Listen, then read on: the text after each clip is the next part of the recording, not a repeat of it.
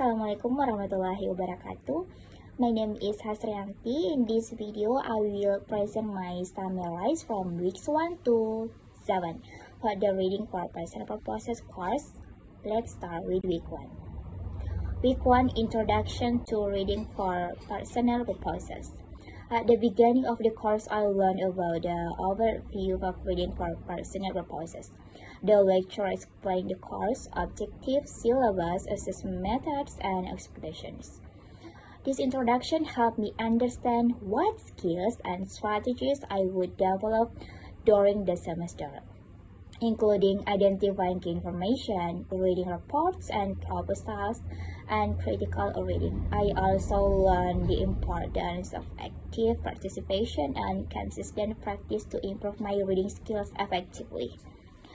Next week 2. Identifying key information. In this week, I learned about identifying key information, which is the skill of finding of the main ideas, important facts, and core messages in professional texts. This skill helps save reading time, support decision-making, prevents miscommunication, and increases work efficiency. The steps include reviewing the text, determining its purpose, finding keywords, capturing main ideas, distinguishing core points from details, and making a brief summary. Main information usually answer the question words can be found in titles, abstracts, or topic sentences.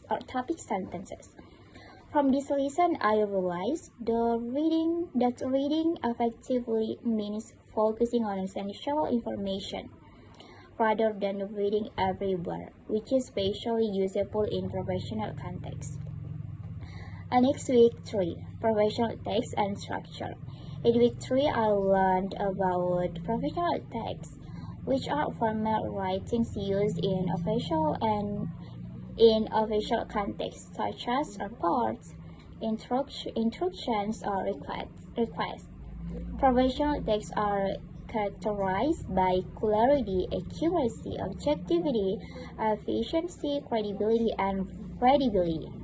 Unlike popular or literary texts that are more emotional artistic, a clear structure and organization help readers use appropriate formal language, present information logically, and focus on purpose rather than style.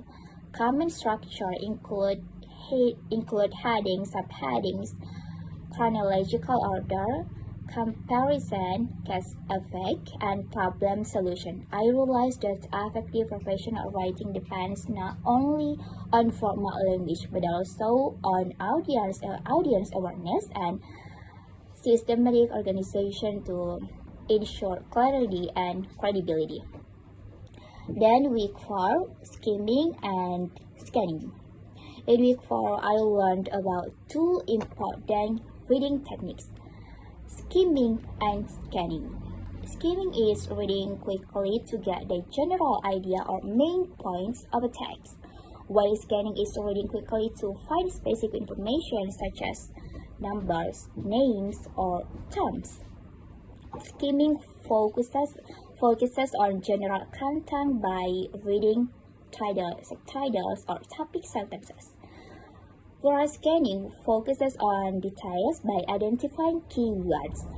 Both techniques save reading time, increase of efficiency, support quick decision making, and enhance academic and professional productivity.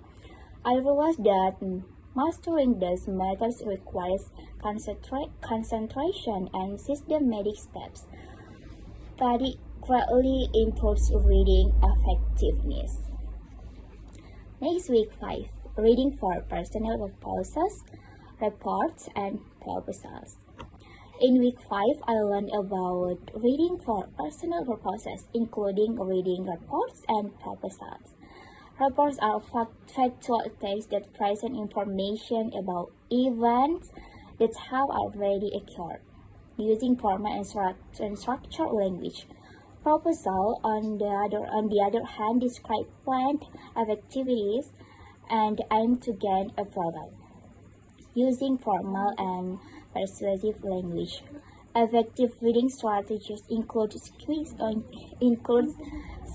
for main ideas, scanning for details, taking notes, analyzing structure, and comparing multiple texts. I realized that understanding the difference between reports and proposals, along with using reading strategies, helps in making informed decisions and improving reading efficiency. Next, week 6. Critical reading. In week 6, I learned about critical reading, which involves not only understanding a text but also analyzing its structure, purpose, and assumptions. Critical reading requires evaluating the other's arguments, identifying biases, assessing evidence, and forming one's own interpretation. This skill is very useful for professionals. It improves analysis, decision-making, effective communication, and lifelong learning. Key strategies include large reading, skimming, scanning, then critical reading, using analytical skills, and varying data. Challenges include complex academic language, difficult text structure, time limits, and personal biases which can be overcome by expanding vocabulary. Using step-by-step strategies, group discussion, and cross-checking multiple sources. The last, week 7, reading for meetings and presentation. In week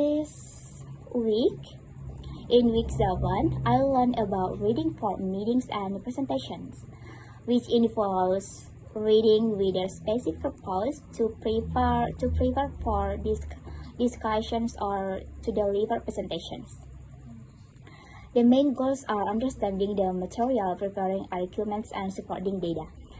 In enhancing communication effectiveness, this practice improves discussion quality, decision making, saves time, and increases professionalism.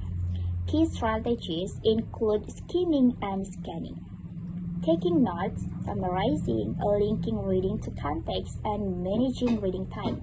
Challenge include limited time, selecting relevant information, and critical reading skills. I realized that reading for professional purpose is an active skill that requires critical, analytical, and audience-focused approaches to ensure effective and credible communication.